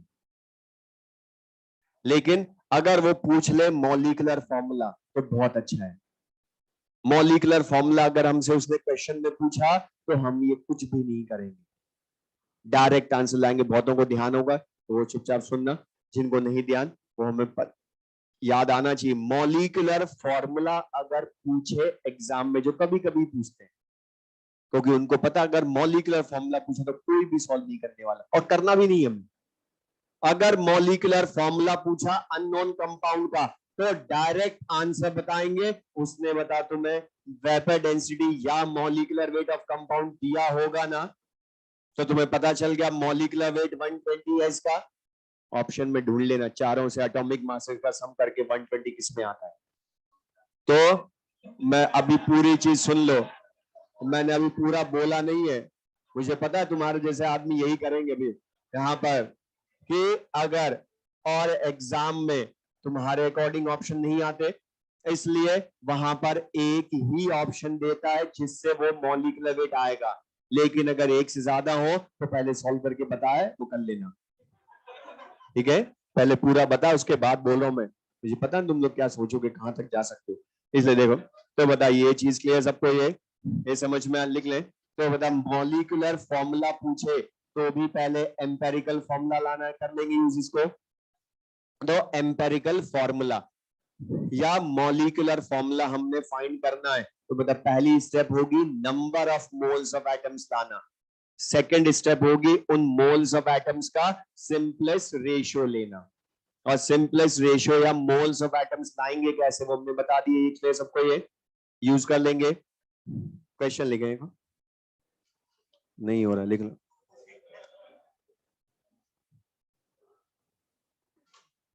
इन a compound, in a compound the ratio of board पर लिख लें, हाइड्रोजन कार्बन ऑक्सीजन नाइट्रोजन, लिख लें बोर्ड पर से, ratio of hydrogen carbon oxygen nitrogen equals to 1:3:4:7 by mass respectively, 1:3:4:7 by mass respectively,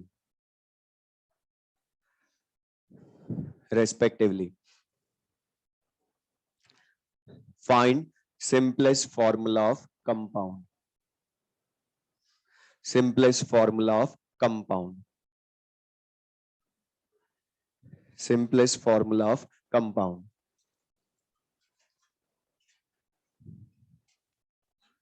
अब इसमें क्वेश्चन रहा यहां पर आपके तुम्हें परसेंटेज है या मासेस का रेशियो है, और बता मासेस का रेशियो तो हमें भी तो एग्जैक्ट वैल्यू लानी है, सिंपलेस्ट फॉर्मूला लाना है।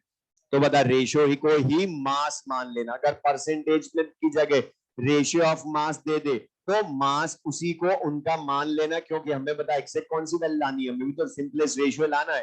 तो बता अब यहाँ पर कैलकुलेशन जल्दी करने के लिए HCON तीन चारों के मासेस गिवन है 1, 3, 4, 7। अब बता पहली स्टेप यानी पहले तो अलग अलग सबको समझाया था रोज में या कॉलम्स में, क्योंकि मुझे पहली बार समझाना था, लेकिन अब तुम समझ गए। तो बता सबसे पहले number of moles of atoms लाओगे, तो बता अब यहाँ पर इनके मासेस को इनके रेस्पेक्टिव एटॉमिक वेट से यही डिवाइड कर दो, हमें किसी को थोड़ा समझाना है। और बता अब यहाँ पर अभी मैंने बोला था अगर डेसिमल में हो परसेंटेज या गिवन डाटा तो ही मोल डेसिमल में लाना, वरना फ्रैक्शनल रहने देना, कैलकुलेशन इजी होगी। और बता हाइड्रोजन के मोल 1, कार्बन के 1/4, ऑक्सीजन के भी 1/4, इसके हाफ। तो बता रेशियो लोगे तो 1:1/4:1/4:1/2 ये लिखोगे।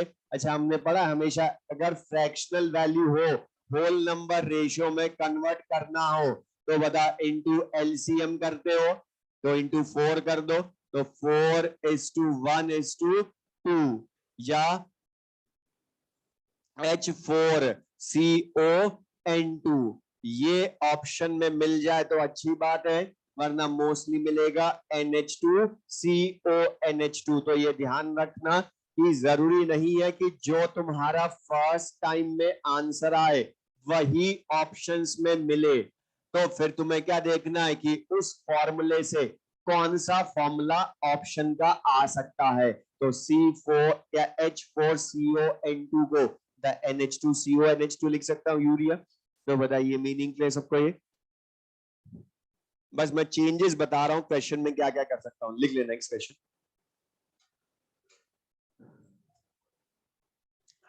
इन a metal oxide, in a metal oxide, board पर लिख लें, 70% by mass of a metal, in a metal oxide, 70% by mass of a metal, in bracket atomic weight equals to 56, atomic weight equals to 56 is present, is present. Find empirical formula of compound of oxide, empirical formula of oxide.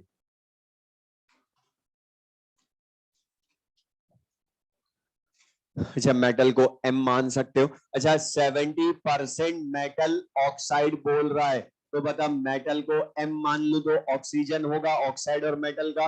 अच्छा, 70% metal है तो बता 30% क्या होगी? फिर remaining oxygen ही हो जाएगी। अच्छा, फर्स्ट स्टेप मोल लाने के लिए करोगे तो अपॉन 56 या अपॉन 16 करोगे दोनों की परसेंटेज। अच्छा, परसेंटेज होल नंबर है तो फ्रैक्शनल वैल्यू रहने दो, कैलकुलेशन इजी होगी। तो बता 5/4 लिखोगे, इसको क्या लिखोगे 15/8।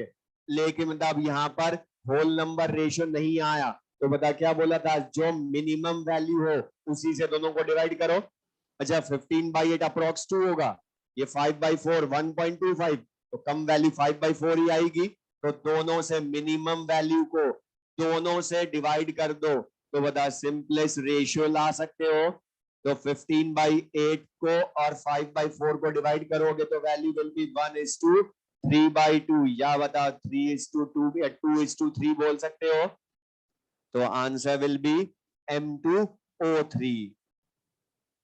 तो सिंपल सा क्वेश्चन यहाँ पर, बस हमने चेंज, मैं बस बता रहा हूँ क्वेश्चन में होंगे इजी सा, बस हमने ध्यान रखना है कैलकुलेशन जल्दी कैसे करनी है, इसलिए हमने बोला परसेंटेज हो तो होल नंबर में कब डिवाइड करना है, कब फ्रैक्शन रखना है, ये तुमने ध्यान रखना है।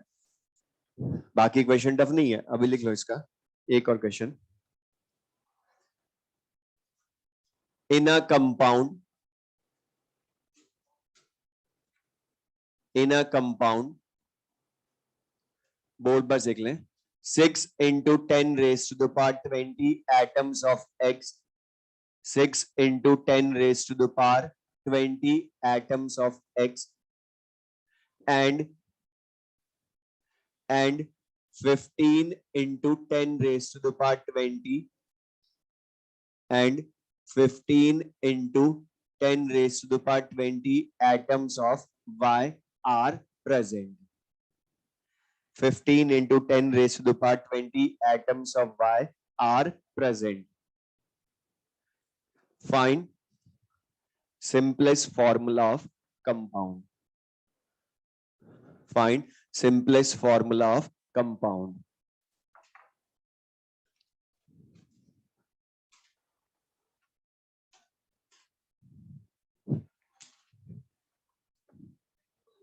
करेक्ट। अच्छा था इसमें अब एटॉमिक वेट तो तुम्हें दिया ही नहीं एक्स और वाई का, अब कैसे डिवाइड करो फिर एटॉमिक वेट से, बोलो। अच्छा, मोल्स लाते क्यों है ये मुझे बता दो, जो भी Na से डिवाइड कर रहे हैं उनको पूछ रहा हूँ। बता, Na से डिवाइड करोगे तो मोल्स ऑफ एटम्स आएंगे। अच्छा, फिर उनका रेशियो लोगे, तो जब तुम्हें नंबर ऑफ एटम्स डायरेक्ट दे रखे हैं तो मोल ला क्यों रहे हो?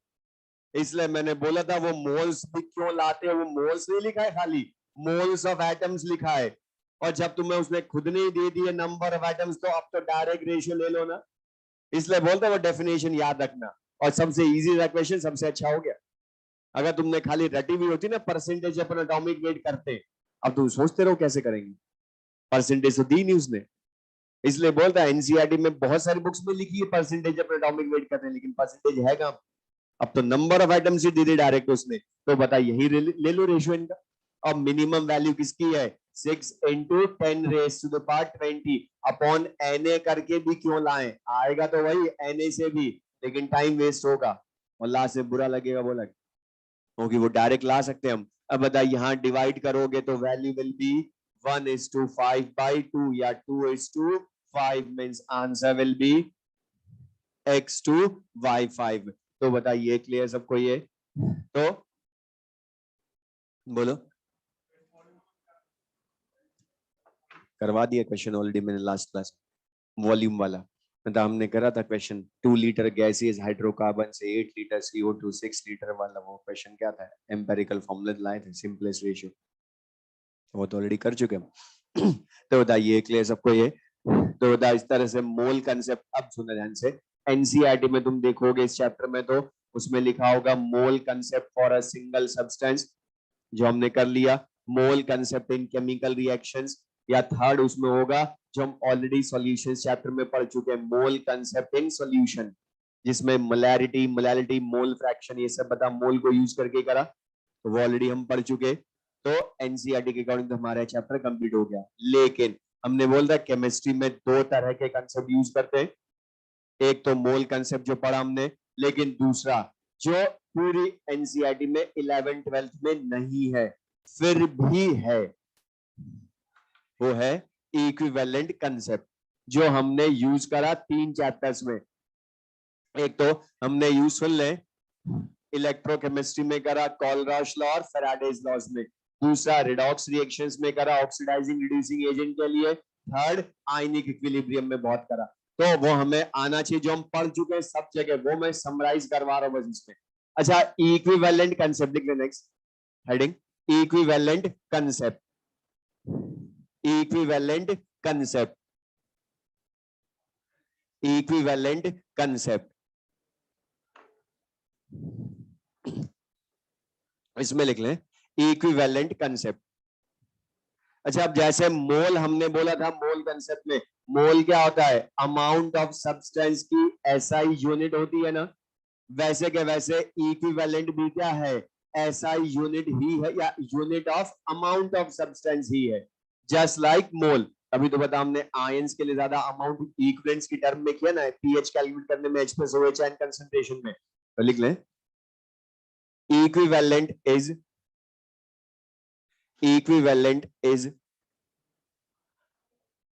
unit of amount of substance, equivalent is unit of amount of substance, unit of amount of substance, just like mole, just like mole, just like mole।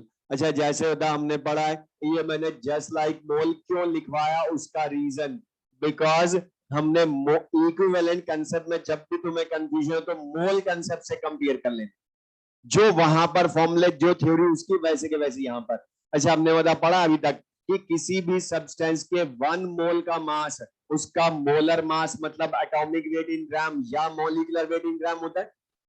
तो सेम वैसे तो हमने फैराडेज लॉज में जब पढ़ा था कि बता किसी भी, मैं वहां का क्वेश्चन पूछ रहा हूं, किसी भी इलेक्ट्रोलाइट सॉल्यूशन में 1 फैराडे चार्ज पास करते हो तो बता कितने ग्राम इक्विवेलेंट डिपॉजिट या लिबरेट होता है? 1 ग्राम इक्विवेलेंट। अच्छा, मास, मास कितना डिपॉजिट लिबरेट होता है वो बताया था? इक्विवेलेंट वेट मतलब ई ग्राम बोला था ना, तो बता उसके पहले यही लिखा था, mass of 1 gram equivalent substance या 1 इक्विवेलेंट सब्सटेंस। अच्छा, द ग्राम इक्विवेलेंट को GEQ लिखते हो शॉर्ट में, या EQ। तो ग्राम इक्विवेलेंट या 1 इक्विवेलेंट का मास है किसी भी सब्सटेंस का, उसका इक्विवेलेंट वेट इन ग्राम ही होता है ना, लिख ले। तो बता किसी भी सब्सटेंस के 1 इक्विवेलेंट का मास है उसका इक्विवेलेंट वेट, जबकि 1 मोल का मास मॉलिक्यूलर वेट जनरली ज्यादा यूज करते हो।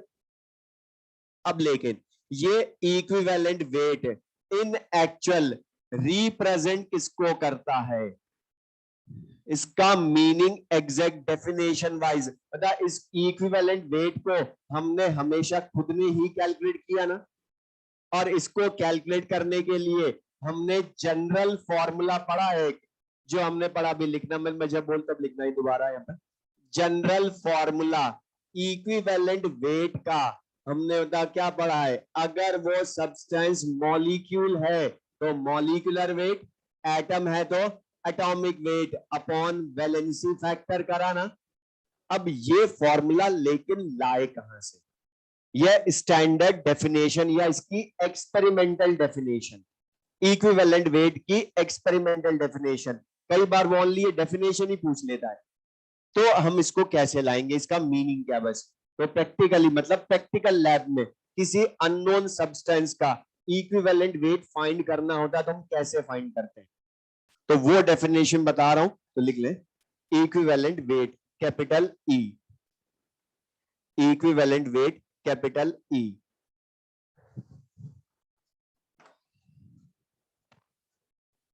लिख लें इसमें equivalent weight capital E.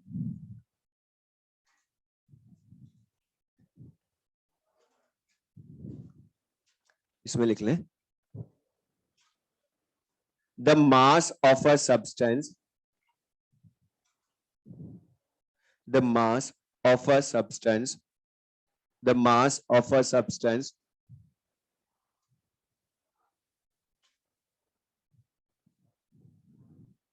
which combines or displaces, which combines or displaces, which combines or displaces, code पर से लिख लें 1.008 ग्राम हाइड्रोजन और 8 ग्राम ऑक्सीजन, बोर्ड पर लिख लें, और 35.5 ग्राम क्लोरीन और 108 ग्राम सिल्वर। 1.008 ग्राम हाइड्रोजन और 8 ग्राम ऑक्सीजन और 35.5 ग्राम क्लोरीन और 108 ग्राम सिल्वर।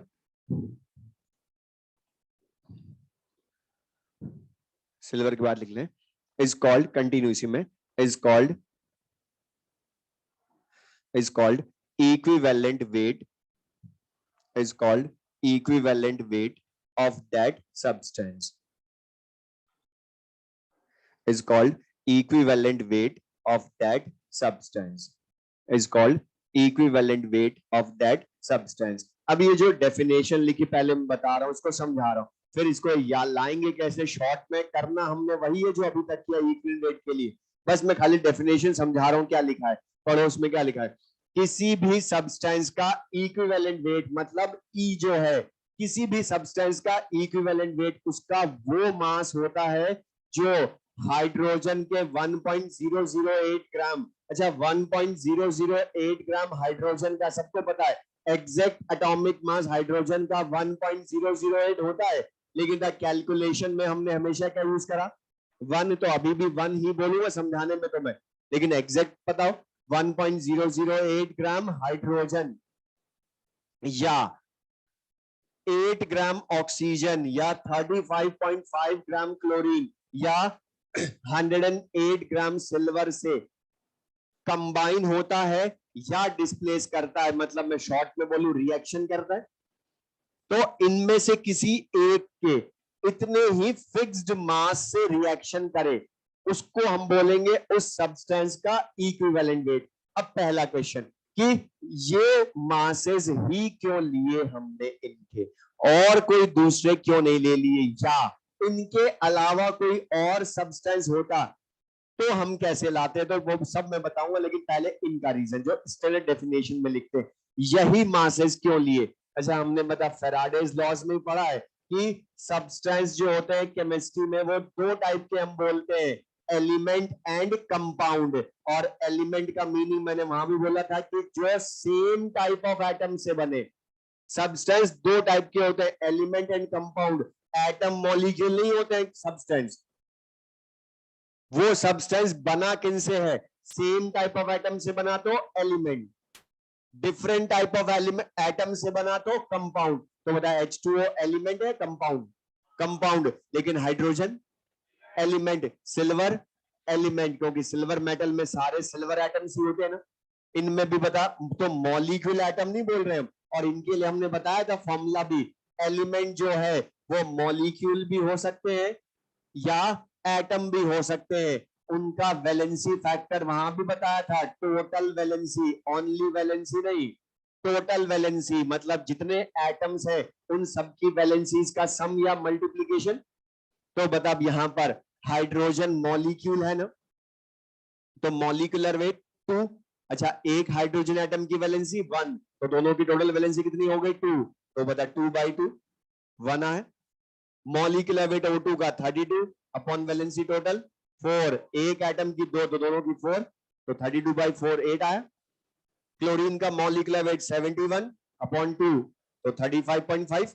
सिल्वर का एटॉमिक वेट 108 अपॉन सिल्वर की वैलेंसी 1, तो 108। तो बता यही क्यों लिए हमने, क्योंकि ये सब इन चारों के इक्विवेलेंट वेट हैं।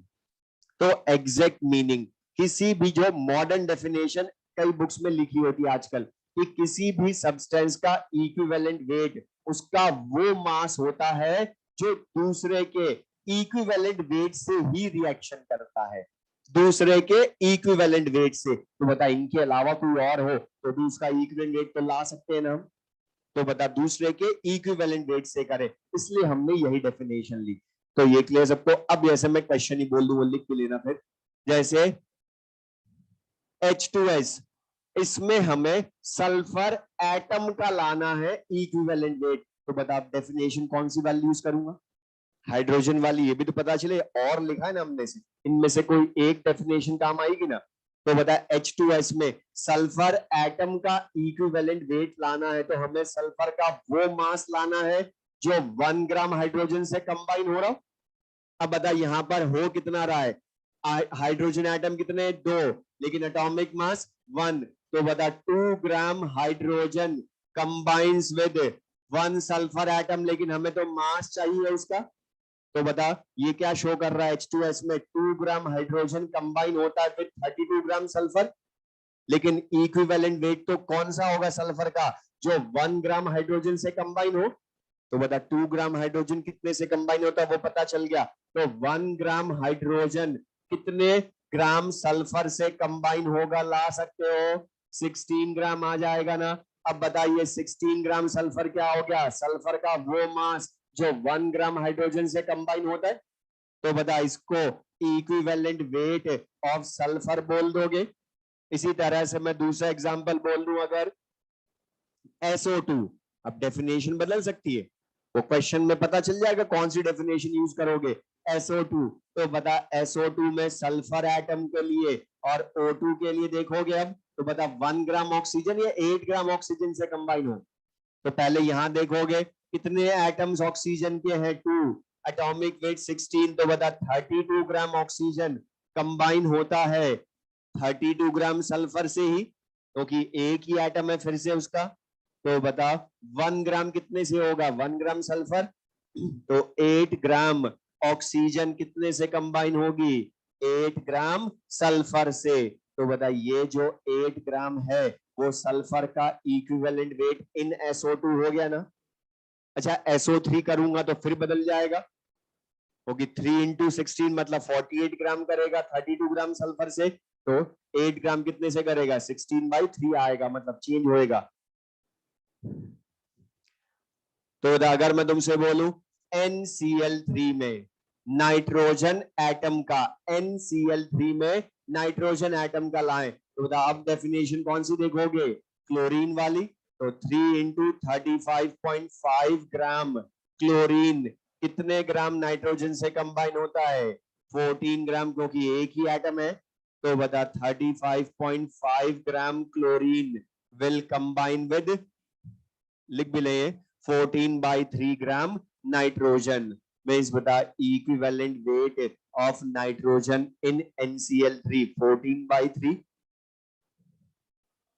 तो द डेफिनेशन के अकॉर्डिंग हम चेक कर लेंगे कौन सी डेफिनेशन काम आनी है कंपाउंड के अकॉर्डिंग।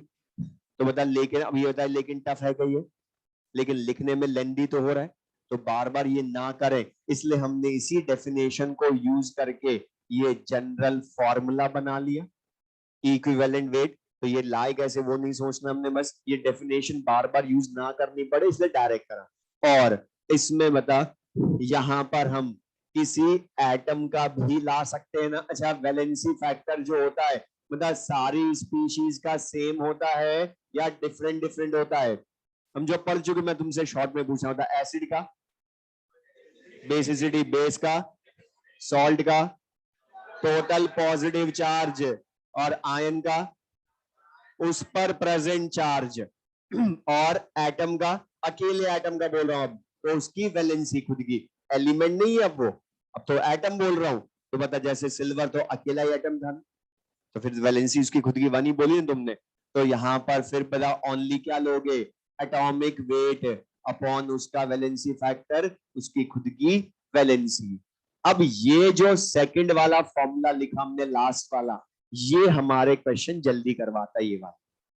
अच्छा बता, वैलेंसी किसी की भी क्या होती है, उसमें प्रेजेंट या उसका जो बॉन्ड, वो कितने बॉन्ड बना रहा है, वो होती है ना उसकी वैलेंसी। जब ये जो हम इतना सारा लिख कर लाए, ये मैं डायरेक्ट भी ला सकता था, मतलब H2S में सल्फर एटम कितने बॉन्ड बना रहा है, 2, वही उसकी valency. Atomic weight 32, sulphur atom का लाना है ना हमने, तो अब ये मॉलिक्यूल का नहीं ला रहे हम, सल्फर एटम का ला रहे हैं, इसलिए बता उसका atomic weight of sulphur upon valency of sulphur in H2S। तो सल्फर का atomic weight 32 upon valency 2, direct आगे 60। SO2 में एटॉमिक वेट तो अभी भी 32, लेकिन वैलेंसी 4, 2 डबल बॉन्ड्स मतलब टोटल 4 बॉन्ड्स बना रहा है ना, तो 32/4 8 आ गई। नाइट्रोजन NCl3 में 3 बॉन्ड बना रहा है, तो वैलेंसी 3 14/3। अच्छा यहां से एक चीज, द सेम सब्सटेंस का equivalent weight can be variable और always remains constant. Can be variable, बताओ ऑलवेज कांस्टेंट है जरूरी है क्या?